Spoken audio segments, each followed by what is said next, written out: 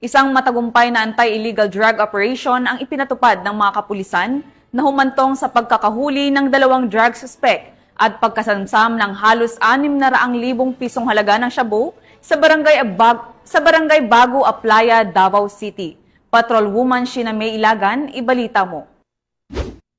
Isang matagumpay na anti-illegal drug operation ang sigawan ng Baliuc Police Station nito lamang Hunyo taong kasalukuyan na nagresulta sa pagkakaaresto ng 2 hininalang drug personalities at pagkakakumpiska ng tinatayang 84.1 grams sa hininalang shabu na may kabuuang halagang 571,880 pesos.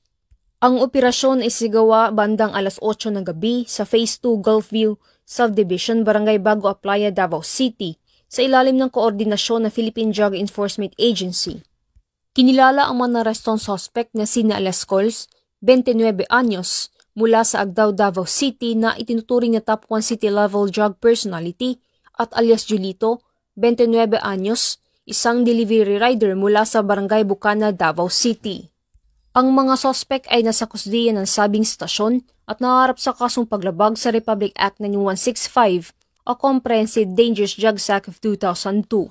Samantala, ang Police Regional Office 11 ay patuloy na pinapaigting ang laban kontra kriminalidad alinsun sa kampanya ng Bagong Pilipinas na panatili ng kapayapaan at kaayusan tungo sa pagsulong ng bansa. Mula dito sa Police Regional Office 11, ako inyong PN Correspondent, Patrolwoman Sheena May Ilagan, alagad ng batas tagataguyod ng Balitang Pulis.